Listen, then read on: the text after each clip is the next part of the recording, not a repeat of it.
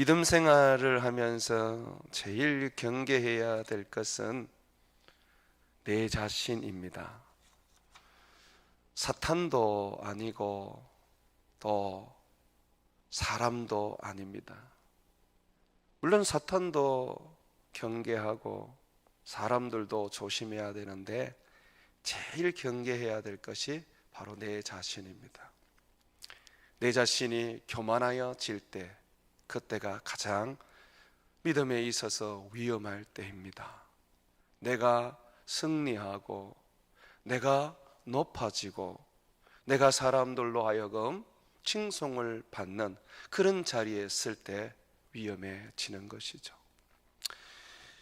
저는 목회자들 중에 전도사 때 타락했다는 이야기를 들어본 적이 없습니다.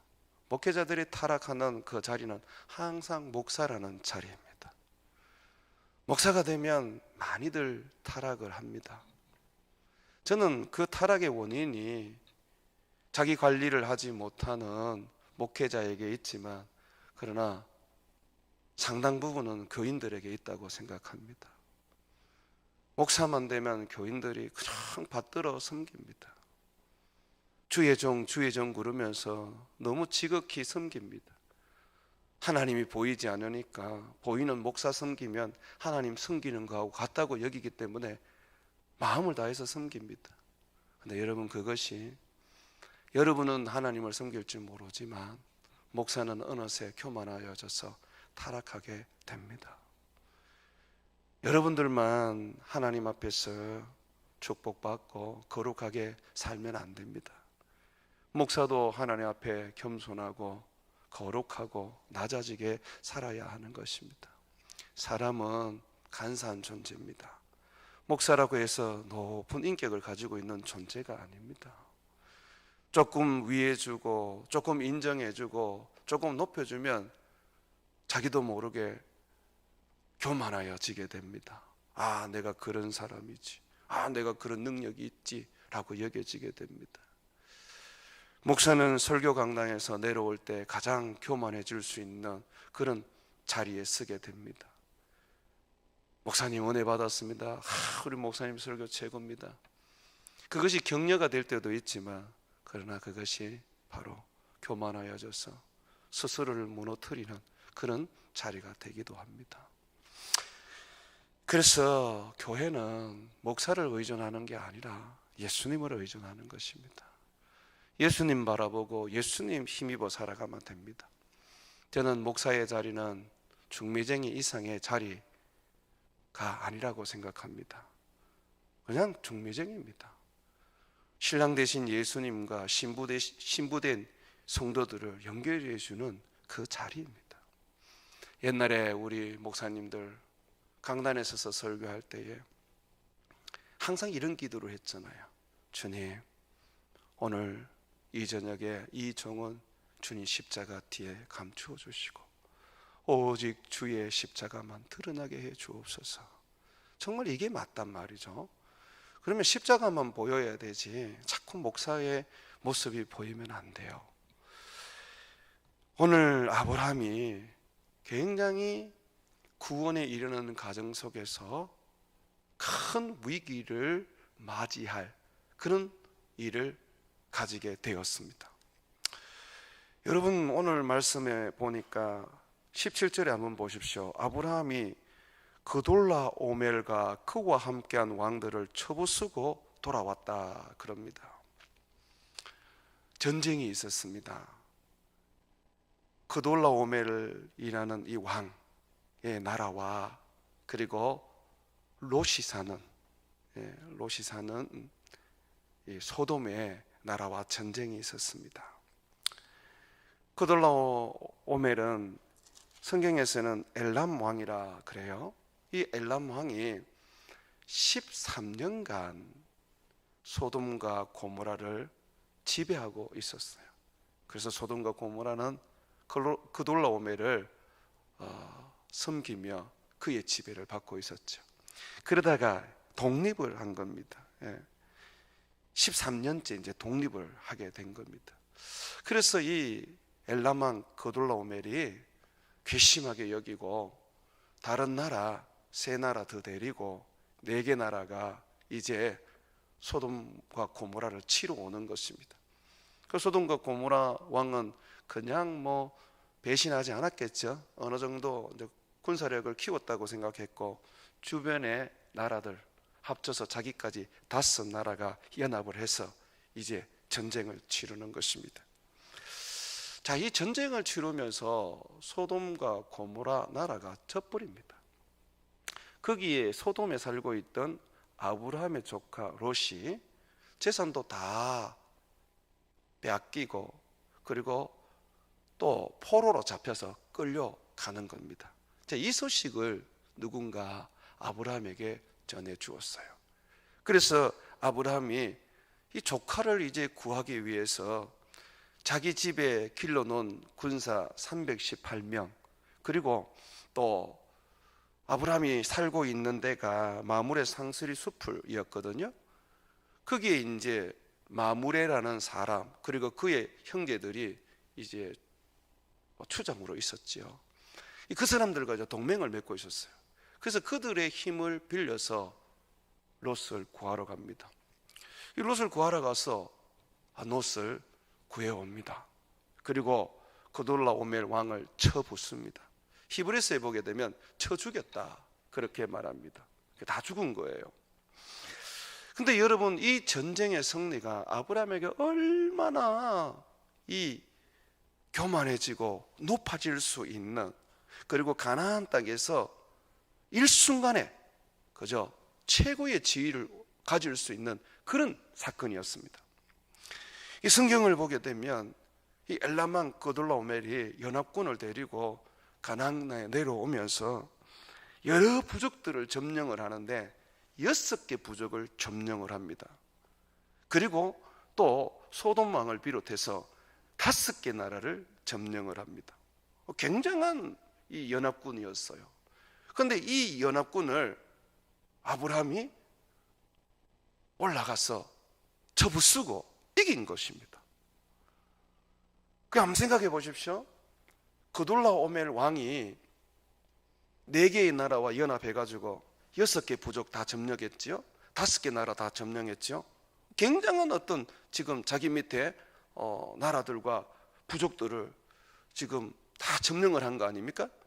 그런데 아브라함이 그 승리자를 자기가 쳐부쉈으니까, 그것도 4개의 나라가 연합해 있는 상태 속에서 쳤어 이겨버렸으니까, 아브라함은 따지고 보면 9개 나라와 6개 부족을 그가 점령한 것과 마찬가지였습니다. 그가 전쟁에서 승리하고 돌아왔을 때에 소돔 왕이 왕의 꼴짜기로 나와서 이 아브라함을 맞이합니다. 이 왕의 꼴짜기라는 것은요, 항상 전쟁하고 승리하고 돌아왔을 때에 지나가는 길입니다. 지금 계승장군이 되어서 아브라함이 지금 승리의 그 면류관을 쓰고 오고 있는 것입니다. 어찌 보면 이제 가나안 땅에서는 아브라함을 대적할 사람이 없을 겁니다. 온 가나안 땅 사람들이 아브라함을 두려워할 것입니다.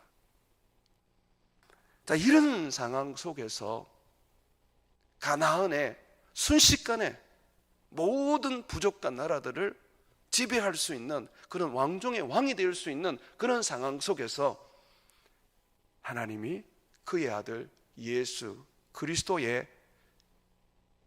메시지를 가지고, 형상을 가지고, 그리고 그리스도를 보여주는 살렘 왕 멜기세덱을 보냅니다. 여러분, 이 멜기세덱에 대해서 지금부터 제가 여러분들에게 얘기할 텐데, 여러분들은 이 부분을 잘 들으셔야 합니다.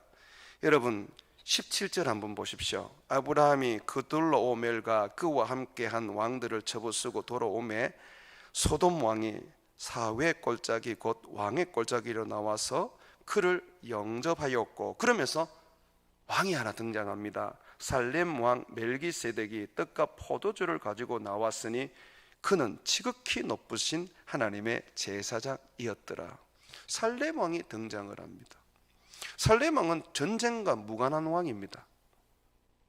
살렘 왕이 갑자기 등장을 합니다. 소돔 왕이야 자기 백성들 다 포로로 잡혀갔고 자기 나라의 모든 재물들을, 식량들을 다 이 그돌로오멜의 약탈에게 갔기 때문에 승리한 아브라함을 맞이하면서 감사를 표해야 되겠죠.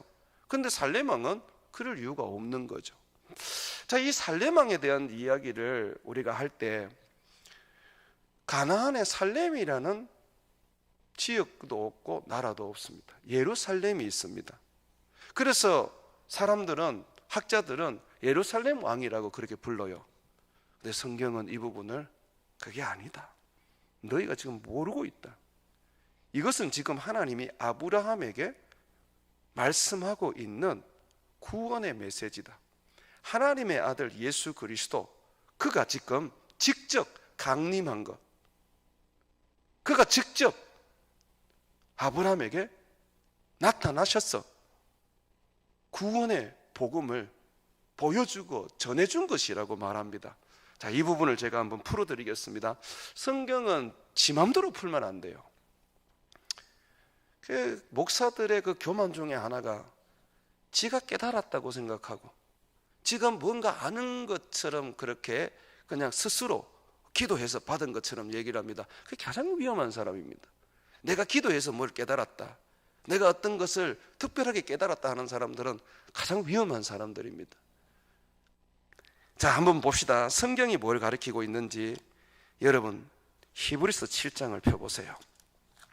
히브리서에 보면 이 살렘 왕에 대해서 성경은 해석을 해주고 있습니다. 히브리서 7장 1절부터 우리가 3절까지만 볼 건데 한번 보세요. 보면 이렇게 말합니다. 이 멜기세덱은 살렘 왕이요 지극히 높으신 하나님의 제사장이라 여러 왕을 쳐서 죽이고 돌아오는 아브라함을 만나 복을 빈 자라.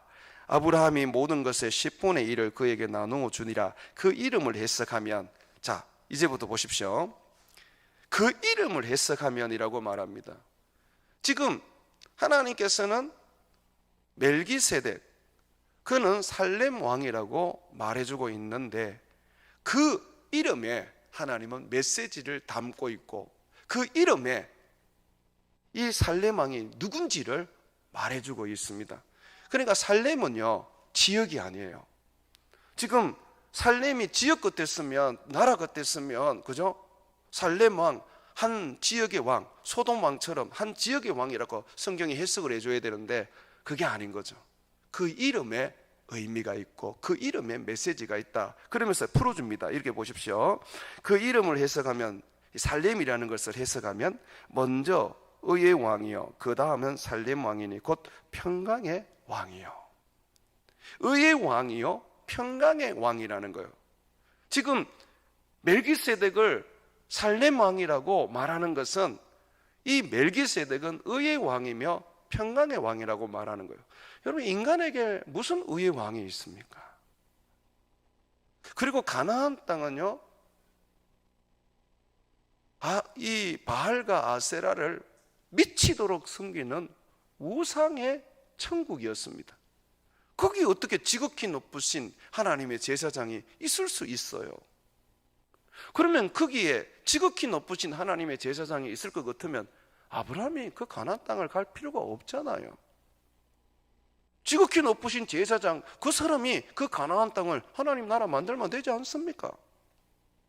그러면 이 사람은 가나안에 속해 있는 분이 아니라는 거예요.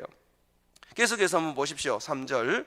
아버지도 없고 어머니도 없고 족보도 없고 시작한 날도 없고 생명의 끝도 없고, 그러면서 뭐라 그럽니까? 하나님의 아들과 닮아서 항상 제사장으로 있느니라. 항상 계시다는 거예요. 하나님의 아들과 닮은 자라고 말하고 있는 거죠. 하나님의 아들을 지금 보여주고 있는 거예요. 이사야서를 보게 되면 예수님에 대해서 설명할 때 예수님은 의의 왕, 평강의 왕이라고 부릅니다. 우리도 예수님을 노래할 때에 평강의 왕이 이 세상에 오셨다고 노래하지 않습니까? 살렘 왕이라고 말하는 것은 곧 예수님을 지칭하는 거예요. 그렇다면 전쟁에서 승리하고 돌아오는 아브라함에게 왜 예수님께서 지금 살렘 왕으로 그리고 제사장으로 나타나신 것일까요? 자, 첫 번째, 예수님은 아브라함에게 말해주고 있습니다. 아브라함아, 네가 그돌라오멜 왕을 쳐부수고 그의 연합군들을 다 쳐부수고 네가 지금 개선장군으로 이 가나안 땅에 지금 다시 돌아왔지만 너는 알아야 될 것이 있다. 이 땅의 왕은 예수 그리스도다. 아브라함이 지금 그걸 배우는 거예요.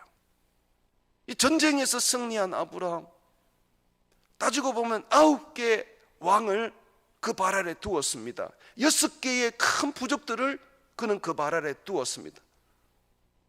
사람들은 누구도 그가 이제 가나안의 한 왕이 된 것에 대해서 의심하지 않을 것입니다.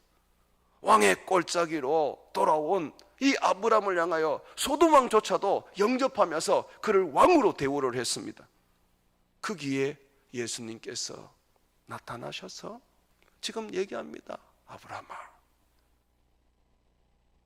이 땅의 왕은 네가 아니라 예수님이다. 내가 의의 왕이고 내가 평강의 왕이다. 아브라함은 이것을 나중에 인정을 합니다. 그가 전쟁에서 이겨서 획득한 그 물품의 11조를 바치는 것은 자기의 신앙 고백이거든요. 하나님으로 인정하는 것이고 그가 나보다 높은 분인 것을 인정하는 것이고 주인인 것을 인정하는 것이거든요. 아브라함은 아직까지 구원을 얻지 못했습니다. 하나님의 음성을 들었고 하나님께 예배를 드렸지만 그는 하나님이 약속한 새 땅, 네가 동쪽을 바라보고 서쪽을 바라보고 남쪽을 바라보고 북쪽을 바라보던 그 바라보는 땅 다 너와 내 자손에게 주리라 했던 그 가나안 땅, 그 땅의 왕은 예수님이라는 것을 몰랐습니다. 가나안 땅에 하나님이 이주해서 아브라함을 거기에서 살게 하니까 자기로부터 나라가 생기는 줄 알았어요. 자기가 가나안 땅에 주인이 될 거라고 생각했던 것 같아요. 그런데 그러한 생각들이 전쟁을 통하여서 승리를 맛보면서 더욱더 확고하게 굳어질 수 있었던 것이죠. 그래서 주님은 예수님을 보내서 그에게 확증을 해주는 겁니다. 네가 왕이 아니야. 예수님이 왕이야. 그러면서 멜기세덱은 말합니다. 이 전쟁은 네 힘과 네 능력으로 이긴 것이 아니라 하나님이 대적을 너의 손에 붙여서 네가 이긴 거야.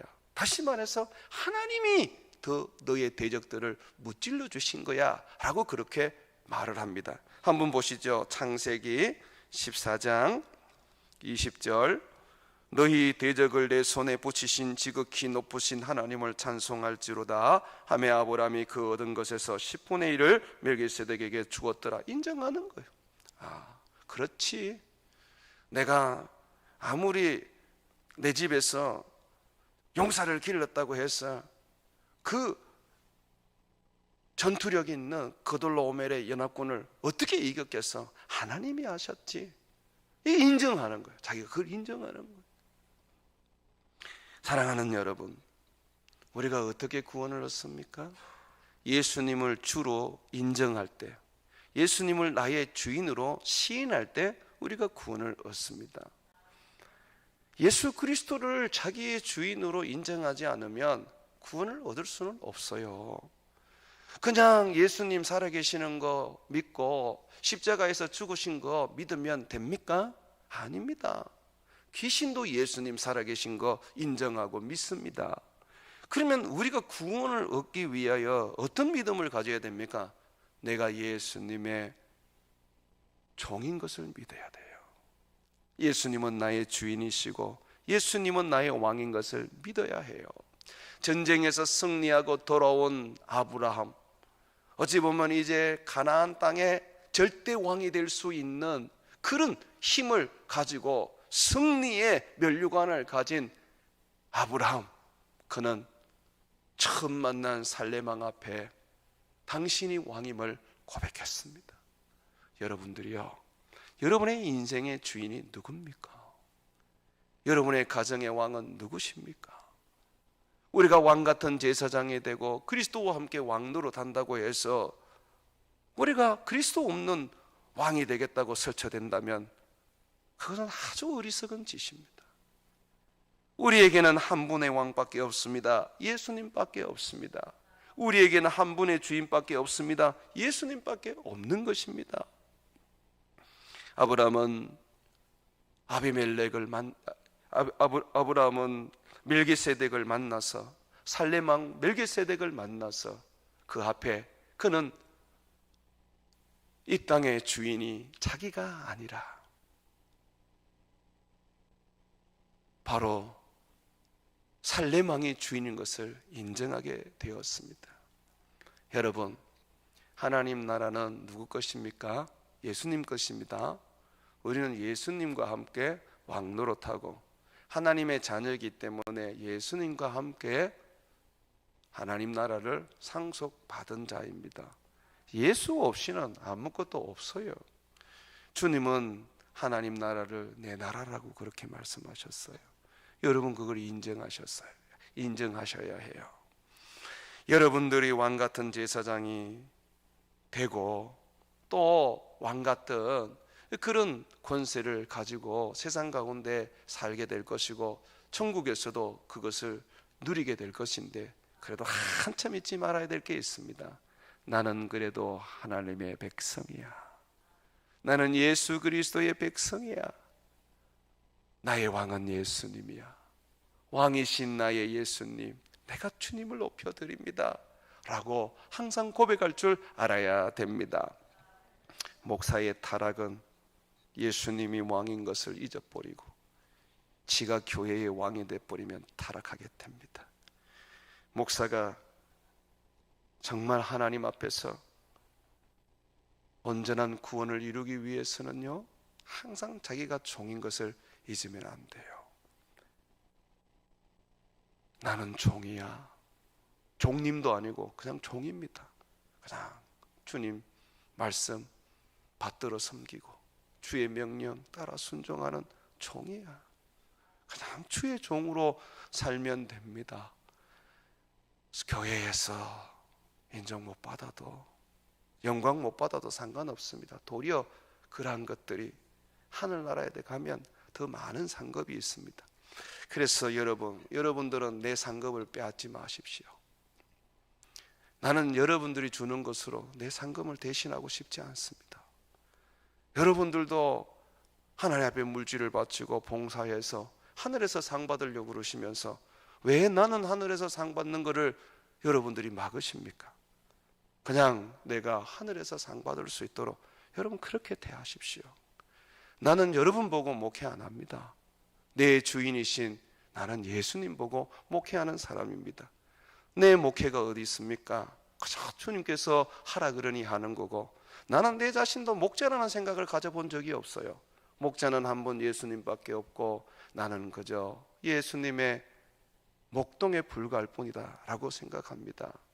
그러니 여러분들이요, 오늘 아브라함이 살레망 멜기세덱을 만났을 때에 그가 자기가 왕이 아니라 영원한 왕, 의의 왕, 평화의 왕 예수 그리스도가 계신다는 것을 그가 보게 된 것처럼 여러분들의 믿음은 항상 여러분의 왕이 예수님인 것을 인정하시기를 바랍니다. 이 두 번째로 보면 이 살렘 왕은 지극히 높으신 하나님의 제사장이라, 이렇게 또 성경이 우리에게 얘기해 주고 있습니다. 이 제사장이요, 지금 아브라함에게 와서 뭘 합니까? 포도주와 떡을 줍니다. 그리고 그를 축복합니다. 여러분, 아브라함에게 포도주와 떡이 필요할까요? 전쟁에서 승리하고 온 아브라함, 많은 노획물을 가지고 있습니다. 떡이 필요 없어요. 그렇지 않습니까? 포도주가 필요 없어요. 이미 전쟁에서 승리하면서 자기의 대적의 그 모든 식량들과 또 모든 포도주와 그런 것들을 다 빼들었단 말이죠. 먹을 게 풍성합니다. 그렇다면 왜 대제사장이 이 제사장이 떡과 포도주를 가지고 왔나요? 예수님께서는 우리들에게 내 몸과 내 살과 내 피를 마셔라 그러시면서 이것을 기념하기 위해서 내 살은 떡에 비유를 해주셨고 또 자기의 피는 포도주에 비유를 해주셨어요. 그래서 예수님께서는 항상 내 살을 먹고 내 피를 마셔야 된다고 하셨습니다. 지금 예수님께서는 이 멜기세덱을 통하여 아브라함에게 말하는 겁니다. 아브라함아, 너는 전쟁에서 승리하여 많은 먹을 것을 가지고 있어도, 큰 부자로서 넘치는 식량을 가지고 있어도 그것은 세상의 것이다. 너는 나로 말미암아 내 살을 먹고 내 피를 마셔야 된다 라는 걸 지금 가르쳐주고 있는 거예요. 예수 그리스도의 살을 먹고 예수 그리스도의 피를 마셔야 되는 것이죠. 그래서요, 아브라함이 이것을 받아들입니다. 그래서 그가 전쟁에서 획득한 모든 것을 하나도 가지지 않고 전부 다 자기 원래의 주인들에게 돌려줍니다. 한번 성경을 보십시오. 22절입니다. 아브라함이 소돔 왕에게 이르되 천지의 주제이시여 지극히 높으신 하나님 여호와께 내가 손을 들어 맹세하노니 내 말이 내가 아브라함으로 치부하게 하였다 할까 하여 내게 속한 것은 실 한 오락이나 들매끈 한 가닥도 내가 가지지 아니하리라. 아브라함은 그저 주님으로부터 공급받고 주님으로부터 마시며 주님이 주시는 물질, 주님이 주시는 영광을 그가 가지겠다고 고백하고 있습니다. 우리의 신앙이 그렇게 되어야 되는 거예요. 우리는 하나님으로부터 공급을 받을 줄 알아야 됩니다. 예수 그리스도를 먹고 마심으로 우리는 살 줄 알아야 되는 것이죠. 자, 그러면서 이 아브라함이, 이 멜기세덱이 아브라함을 축복합니다. 19절 보십시오. 그가 아브라함에게 축복하여 이르되 천지의 주제시시오 지극히 높으신 하나님이여 아브라함에게 복을 주옵소서.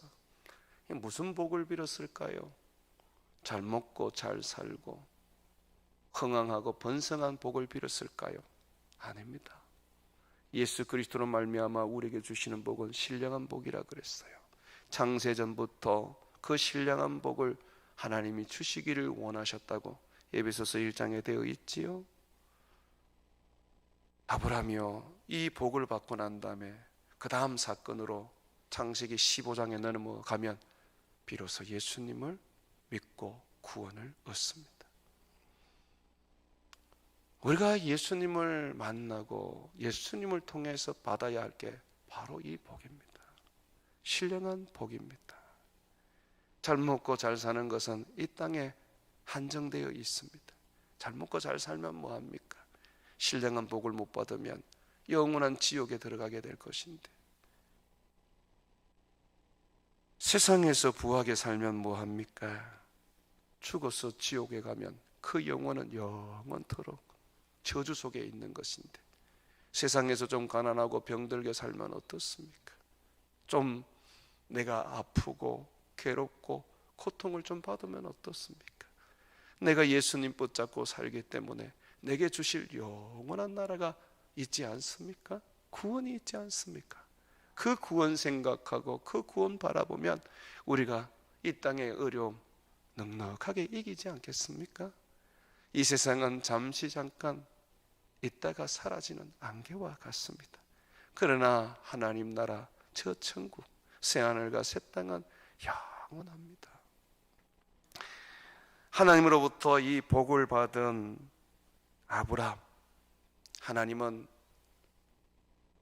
제사장인 살렘 왕 멜기세덱을 통하여 복을 주었습니다. 여러분, 이 제사장이라는 게 뭐냐면 중보자라는 거예요. 중보자. 여러분들이 알아야 될 게 뭐냐면 예수님을 통하지 않고는 어느 누구도 하나님께 갈 수도 없고 어느 누구도 하나님의 축복을 받을 수가 없습니다. 유대인들은 자기들이 직접 여호와 하나님을 만날 수 있고 여호와 하나님께 복을 받을 수 있다고 생각합니다. 착각입니다. 성경은 우리에게 분명히 말합니다. 예수님께서 말씀하시기를 내가 곧 길이요 진리요 생명이니 나로 말미암지 않고는 아버지께로 올 자가 없느니라. 성경을 보면 모든 복과 모든 하나님의 은혜가 항상 예수 안에서 그리스도로 말미암아 주어진다고 말하고 있습니다. 그러면 이 아브라함도 예수님을 통하지 않으면 하나님 앞에 못 가는 거예요. 하나님의 음성을 들었다 하더라도 하나님 앞에 예배를 드렸다 하더라도 그 예배나 그 음성은 의미가 없어요. 하나님께 나갈 수가 없는 거예요. 하나님께서는 아브라함에게 살렘왕 멜기세덱 영원한 제사장을 보내어 아브라함에게 지금 말해주고 있습니다. 아브라함아, 너는 중보자가 필요하단다. 네가 직접 내게 나올 수는 없단다. 내가 너를 갈대아 우르에서 가나안 땅으로 데리고 왔다 할지라도 너는 내 앞에 이르기 위하여, 너는 내 앞에 살기 위하여, 내게 온전한 제사를 드리기 위하여 중보자가 필요하단다. 네가 제사장이 아니라 바로 예수 그리스도가 영원한 제사장이란다 라고 그렇게 말씀하는 겁니다. 참 놀랍게도 이 멜기세덱을 만나고 난 다음에는 아브라함이 제사 지내는 것이 없어져 버려요. 제단을 쌓는 게 딱 하나 나오는데요, 자기 아들 이삭을 바칠 때 제단을 하나 쌓아요. 그건 하나님 명령하셨으니까 제단을 샀습니다. 근데 그거 외에는 없어요. 심지어 에셀 나무를 심어놓고 여호와의 이름을 부릅니다. 제단을 안 쌓아요. 그가 그 자신을 인정하고 있는 거겠죠.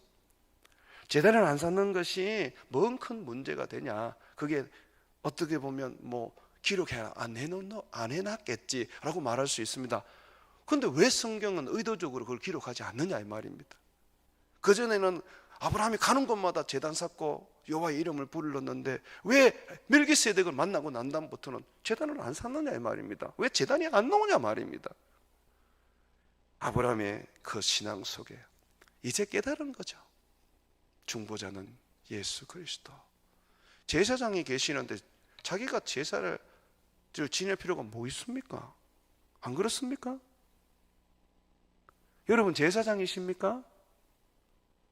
우리는요, 하나님 앞에 나아가는 제사를 드리는 제사장이 아니에요. 예수님을 수종도는 제사장이에요. 성경은 복음의 제사장이라고 말하고 있죠. 제사장은 예수 그리스도, 대제사장은 예수 그리스도입니다. 우리가 이것을 놓치고 있어요. 목사님들이 때로는 자기들이 제사장이라고 막 그렇게 공가를 치는데, 그런 거 들으면 여러분들이 미혹되면 안 됩니다. 제사장이라고 그러면서 이 젊은 청년들 결혼할 때도 내게 와서 허락 맡아야 된다고 그러고, 집을 살 때도 내게 와서 허락 맡아야 된다고 그러고, 그런 걸 또 어떻게 성도들이 따르고 넘어가는지. 그런 사람은요, 목사를 하면 안 되고 점쟁이를 해야 됩니다. 여러분들은 그걸 기억하셔야 돼요. 자, 우리 다시 히브리서 한번 봅시다. 히브리서 14장. 히브리서 4장 14절 한번 봅시다. 히브리서 4장 14절. 히브리서 4장 14절 보십시오. 16절까지 어떻게 우리가 하나님 앞에 나가는지, 어떻게 참 예배를 드리는지. 그러므로 우리에게 큰 대제사장이 계시니 성천하신 니 곧 하나님의 아들 예수시라. 우리가 믿는 도리를 굳게 잡을지어다. 예수님은 임시 제사장이 아닙니다. 영원한 제사장입니다. 지금도 하나님 보좌 우편에 계시는 제사장입니다. 그래서 우리는 우리 힘으로 못 가요. 지금도. 계속해서 보십시오. 우리에게 있는 대제사장은 우리의 연약함을 동정하지 못하실 이가 아니요 모든 일에 우리와 똑같은 시험을 받으시니로되 죄는 없으시니라. 그러므로 보세요, 제사장이 계시다. 그러므로 어떻게 하라고요? 우리는 국률하심을 받고 때를 따라 돕는 은혜를 얻기 위하여 은혜의 보좌 앞에 담대히 나아갈 것이니라. 여기서 뭐라고 말하고 있습니까? 우리의 대제사장이 계신다. 그를 굳게 잡아라. 그렇게 14절에 되어 있죠. 그래서 그를 힘입어서 때를 따라 돕는 은혜를 얻기 위하여 그 은혜의 보좌 하나님 앞에 담대히 나갈 수 있다고 말합니다. 여러분, 중보자는 한 분밖에 없습니다. 디모데전서 2장 5절에 보게 되면 하나님도 한 분이요 중보자도 한 분이다 그래요. 예수님밖에 없어요. 천주교에서 기도하고 난 다음에 성부와 성자와 성령의 이름으로 아멘 하죠. 그거 잘못된 거예요. 오직 예수 그리스도의 이름으로 기도해야 돼요. 왜 그런 줄 알아요? 예수님만 중보자니까.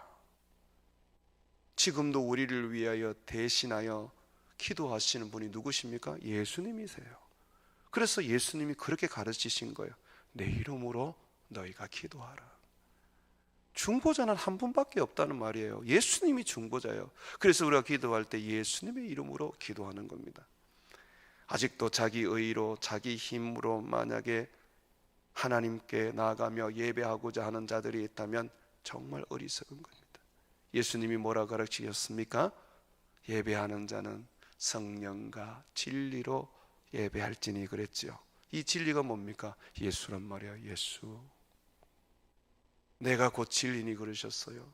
예수님을 통해서, 예수님을 의지해서, 예수님을 힘입어서 나가는 거예요. 이게 믿음이잖아요. 믿음이 뭐예요? 예수님을 힘입고 예수님을 의지하고 예수님을 붙잡고 사는 거 아닙니까? 그러면 예배는 어떻게 드려야 돼요? 믿음으로 드리는 겁니다. 예수 붙잡고 가는 거예요. 예수 붙잡고. 우리가 지금 이 자리에 있지만은 예수 힘입어서 가는 것입니다. 그게 안 되면 안 돼요. 아브라함은 하나님의 음성을 갈대아 우르에서 듣고 하나님의 인도함을 따라 가나안 땅에 왔지만 그는 그의 힘으로 예배했고 그리고 그의 능력으로 하나님을 섬겼습니다. 그런 가운데 하나님이 큰 전쟁을 통하여 아브라함이 혹시나 높아지고 교만하여져서 예수님을 진짜 찾지 않을까 봐 살레망 멜기세덱으로 예수님을 보내어 예수님을 보게 하시고 예수님을 만나게 하면서 거기에서 하나님은 너에게는 중보자가 필요하다라는 것을 가르쳐 주셨습니다. 사랑하는 여러분, 여러분에게 중보자가 필요한 줄 믿습니까? 예. 안 그러면 예수 이름으로 기도할 필요 없어요.